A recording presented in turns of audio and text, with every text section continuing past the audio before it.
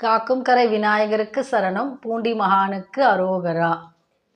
63 நாயன்மார்கள். இதில் நாம் இன்று காண இருப்பது சுந்தரமூர்த்தி நாயனாருடைய வரலாறு. திருநாவலூரிலே சடையனார் இசைஞானியாருக்கு அவதரித்த தெய்வ குழந்தை.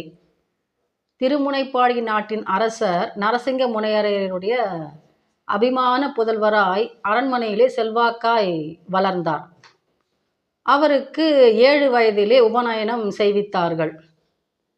16 வயதிலே திருமணம் நடத்த பெற்றோர்களால் நிச்சயம் செய்தபடி புத்தூரிலே இருக்கக்கூடிய சடங்கவி சிவாச்சாரியாருடைய மகளை திருமணம் செய்து கொள்ள கிளம்புகிறார் தம்முடைய கூட்டத்தோடு.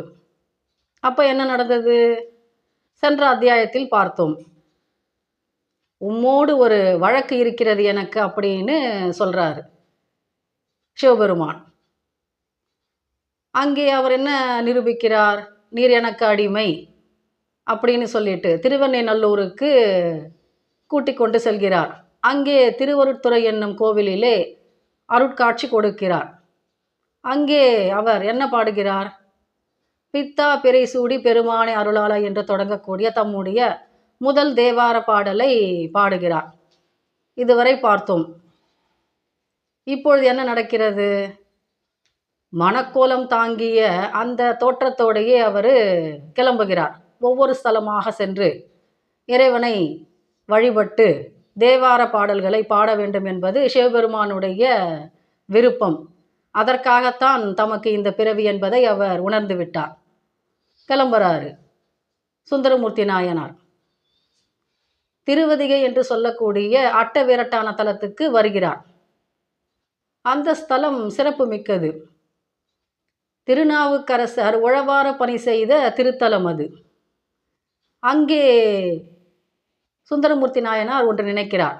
நாம் இத்தலத்தில் காலை வைக்கக்கூடாது, அது திருநாவுக்கரசருக்கு நாம் செய்யும் தவறு. அதனால் அவர் அந்த ஸ்தலத்தில் கால் வைக்க மனமில்லாமல் வெளியவே தங்குறாரு. அங்கே அந்த ஒரு பொதுமடம் இருக்குது. சித்தவடம் என்பது அந்த பொதுமடத்தின் பெயர். அங்கே அவர் இரவு தங்குவதற்காக வருகிறார். இரவு கண்ணயர்கிறார். நல்ல தூக்கம் சுந்தரமூர்த்தி நாயனாருக்கு.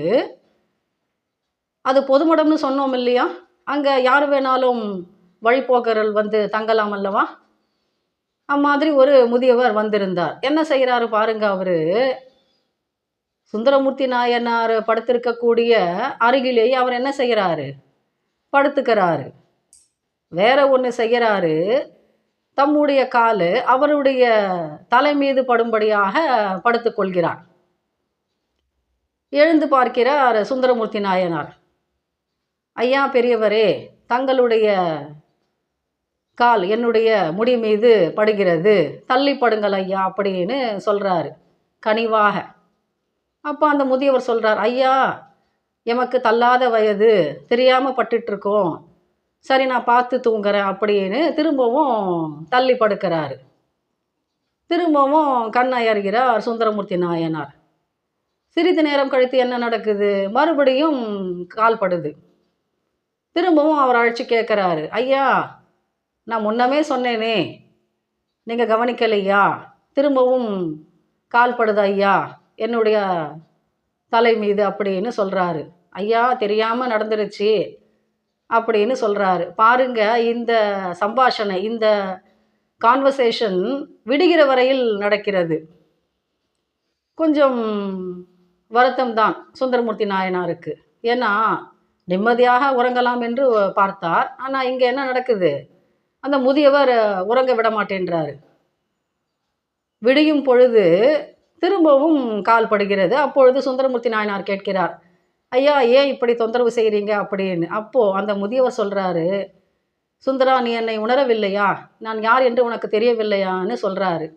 அருட்காட்சி கொடுக்கிறார் இறைவன் விடை மீது அமர்ந்து அன்னை உமாதேவியோடு. நல்ல தரிசனம் கிடைத்தது சுந்தரமூர்த்தி நாயனாருக்கு. காலையில் எழுந்துக்கிறாரு. பக்கத்தில் கெடில நதி ஓடுது. அங்கே நீராடிடுறாரு. நீராடிட்டு என்ன பண்ணுறாரு? தம்முடைய பயணத்தை தொடர்கிறார். போகிறார். அங்கே திருமாணிக்குழி என்ற ஒரு ஸ்தலம் வருகிறது. அங்கேயும் தங்கி அந்த ஸ்தலத்து இறைவனை வணங்கி அங்கே ஒரு தேவார பதிகமும் பாடுகிறார். மீண்டும் தொடர்கிறார். அங்கே ஆனந்த நடனமிடும் தில்லை கூத்தனை தரிசிக்க வேண்டும் என்பது அவருடைய ஆவல். சிதம்பரத்துக்கு போகிறார். பொன்னம்பலம்னு சொல்லுவோம். அங்கே சிவபெருமானுடைய ஆனந்த நடனத்தை கண்குளிர மனம் குளிர கண்டு மகிழ்கிறார். அப்பொழுது சிவபெருமான் அவருக்கு ஒரு கட்டளை இடுகிறார். நீ திருவாரூருக்கு வா அப்படின்ற ஒரு அன்பு கட்டளை. மகிழ்ச்சி தான் சுந்தரமூர்த்தி நாயனாருக்கு. திரும்பவும் அங்கிருந்து கிளம்புகிறார். கிளம்பி தம்முடைய பயணத்தை தொடர்கிறார். வழியிலே சீர்காழிப்பதி வருகிறது. ஞான குழந்தை அவதரித்த திருத்தலம் அல்லவா, அங்கே என்னுடைய காலடிகள் பதியலாமா, தவறல்லவா? அங்கேயும் அவர் என்ன பண்ணுறாரு, தம்முடைய கால்களை அங்கே மிதிக்கவில்லை. வெளியில் நின்றுக்கிட்டு கும்பிடுறாரு அத்தலத்து இறைவனை. ஏன்னா திருஞான சம்பந்தர் அவதரித்த திருத்தலம் அல்லவா அது. அங்கே தோணியப்பரை வணங்குகிறார். வணங்கிவிட்டு நேராக எங்கே செல்கிறார், திருவாரூருக்கு செல்கிறார். அங்கேதான் வர வேண்டியதாக கட்டளை சிவனிடமிருந்து. திருவாரூருக்கு வருகிறார். அப்போ என்ன செய்கிறாரு சிவபெருமான், திருவாரூரிலே வசிக்கக்கூடிய சிவன் அடியவர்களுக்கும் அன்பர்களுக்கும் தம்முடைய தோழன் இவர் அப்படின்னு ஒரு அருள்வாக்கு சொல்கிறாரு. எல்லாரும் அவரை பூரண கும்ப மரியாதையோடு வரவேற்கிறாங்க கோவிலில். மிகுந்த மகிழ்ச்சி. அங்கேயும் சிவனுடைய தரிசனம். இங்கே பாருங்க, ஒரு திருப்பு முனையை கொடுக்குறாரு சிவபெருமான். அந்த ஊரில், திருவாரூரில் கணிகேர் குலத்தில் அவதரித்த பறவையார் என்றொரு பெண்மணி. அவங்க அந்த திருவாரூர் கோவிலில் சிவபெருமானை தரிசனம் செய்ய வராங்க தம்முடைய தோழியோடு. அப்போது சுந்தரமூர்த்தி நாயனாரும் அங்கே இருக்கிறார். முதல் தடவையாக பார்க்கிறார் பறவையாரை. பார்த்தவுடனே அவருக்கு பிடித்து போய்விட்டது. என்ன செய்கிறாரு, இரவு தூங்குவதற்கு முன்னாடி சிவபெருமான் கிட்ட பேசுகிறார் சுந்தரமூர்த்தி நாயனார். எமக்காக தூது செல்ல வேண்டும், அந்த பறவையாரிடத்தை என்னுடைய மனம் சென்று விட்டது, என்னால் நிம்மதியாக தூங்க முடியலை, என்னுடைய கருத்தை என்னுடைய உள்ளத்தில் இருப்பதை அவருக்கு தெரியப்படுத்த வேண்டும், நீங்கள் தான் தூது செல்ல வேண்டும் என்று இறைவனிடமே கேட்கிறார். நண்பர் அல்லவா, அதனால் உரிமையாக கேட்கிறார். சிவபெருமானும் தூது செல்கிறார் பறவையாரிடத்து. பறவையார் யார், கைலாயத்தில் நம்ம பார்த்தோம் இல்லையா, பார்வதி தேவியோட தோழி கமலினி, அவங்க தான். இந்த ஜென்மத்தில் அவங்க பறவையாரை அவதரிச்சிருக்கிறாங்க திருவாரூரில். இரவு அவர்களுக்கும் தூக்கம் வரவில்லை. தம்முடைய தோழி பாங்கியை கூப்பிட்டு சொல்கிறார்கள், இன்று திருவாரூருக்கு ஒருத்தர் வந்திருந்தார் இல்லையா, ரொம்பவும் அழகாக, அவரிடத்தில் என்னுடைய மனது சென்று விட்டது, அவர் யார் அப்படின்னு விசாரிக்கிறாங்க. அப்போ தோழி சொல்கிறாங்க, அவர் தம்பிரான் தோழர் என்று அழைக்கக்கூடிய சிவபெருமானுடைய நண்பர் அப்படின்னு சொன்ன உடனே இவங்களுக்கு மிகுந்த மகிழ்ச்சி. நல்ல ஒரு அன்பரை அல்லவா நாம் காதலித்திருக்கிறோம் என்பது இவருடைய எண்ணம். இந்த இருவருடைய எண்ணத்தையும் சேர்த்து வைக்கிறார் இறைவன். சிவனுடைய அடியார்களிடத்திலே ஒரு ஆணை இடுகிறார் சிவபெருமான், இருவரையும் கல்யாணம் செய்து வைக்கும்படி. இறைவனின் கட்டளை அல்லவா. இருவருக்கும் திருமணம் இனிதாக நடைபெற்றது. இல்லறம் நல்லறமாக அமைந்தது. திருவாரூரிலேயே தங்கிவிடுகிறார் சுந்தரமூர்த்தி நாயனார் பறவையாரோடு. அந்த திருவாரூரிலே குண்டையார் கிழார் என்னும் ஒரு தனவந்தர் இருந்தார். அவர் வேளாளர் மரபில் அவதரித்தவர், பெரும் செல்வந்தர்.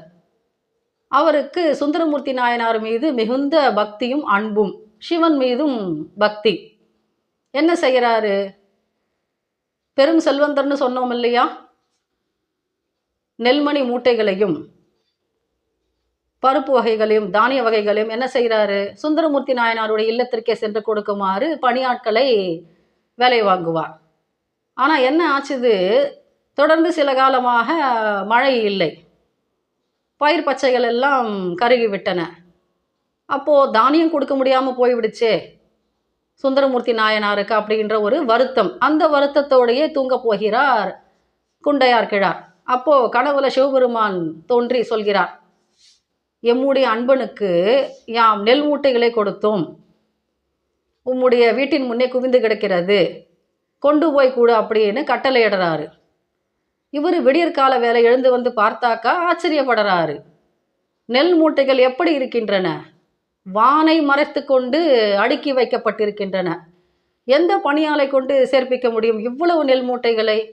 எங்கிருந்து அவர் பணியாட்களை கொண்டு வருவார்? அவ்வளவு இருக்கிறது.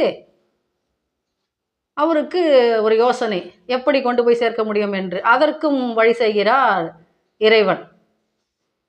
சிவகணங்கள் இருக்கிறார்கள் அல்லவா, அவர்களுக்கு கட்டளையிடுகிறார், இந்த நெல்மணி மூட்டைகளை எல்லாம் கொண்டு போயிட்டு பறவையாரோடு தங்கியிருக்கிறார் அல்லவா சுந்தரமூர்த்தி நாயனார், அவருடைய வீட்டுக்கு கொண்டு போய் சேர்ப்பிக்கும்படி. அதுவும் நடக்கிறது. சுந்தரமூர்த்தி நாயனாருடைய கடவுளையும் வந்து சொல்கிறாரு இறைவன், உம்முடைய வீட்டுக்கு நெல்மணிகள் வந்து சேர்ந்து விட்டன அப்படின்னு. எத்தகைய அற்புதம் பாருங்கள். தம்முடைய அன்பன் பசியோடு இருக்க இவர் விரும்பவில்லை. அது மட்டும் கிடையாது, தம்மை தவிர வேறொருவிடத்தில் அவர் பொன்னோ பொருளோ வாங்கி கொள்ளுவதை விரும்பவில்லை. இதை ஒரு சின்ன உதாரணம் மூலம் நாம் நிரூபிக்கலாம். சேரமான் பெருமாள் நாயனார் இவருடைய ஆப்த நண்பர். அவருடைய நாட்டுக்கு இவர் போகிறார் சுந்தரமூர்த்தி நாயனார். அவர் பெரும் பரிசில்களை கொடுக்கிறார். அதை எடுத்துக்கொண்டு வரும்பொழுது காவலாட்கள் கொண்டு வருகிறார்கள். அங்கே என்ன நடக்குது? சிவகணங்களை வந்து வேடர்களாக அனுப்புகிறார் சிவபெருமான். எல்லாத்தையும் கொள்ளையடிச்சுடுறாங்க. தெரிஞ்சு போயிடுது சுந்தரமூர்த்தி நாயனாருக்கு. என்ன செய்கிறாரு? கொடுகு வெஞ்சிலை வடுக வேடுவர் என்று சொல்லக்கூடிய திருப்பதிகத்தை பாடுகிறார். அந்த பதிகத்தை பாடி எந்த வேடுவர்கள் திருடிக்கொண்டு போனார்களோ அவர்களே கொண்டு வந்து சேர்ப்பிக்கும்படி செய்கிறார். இது சிவபெருமானுடைய லீலை. ஒரு கணமும் பிரிந்திருக்கா கூடாமல் சுந்தரமூர்த்தி நாயனாரிடத்திலேயே சிவபெருமான் அருள் பாலிக்கிறார். பின்வரும் அத்தியாயத்தில் நாம் சுந்தரமூர்த்தி நாயனாருக்கு என்ன அதிசயத்தை இறைவன் நிகழ்த்தினார் என்பதை பார்க்கலாம். மீண்டும் சந்திக்கலாம் சுந்தரமூர்த்தி நாயனாருடைய வரலாற்றிலே. வாழ்க சிவனடியார்கள், வளர்க சைவ நெறி, காக்கும் கரை விநாயகருக்கு சரணம், பூண்டி மகானுக்கு அரோகரா.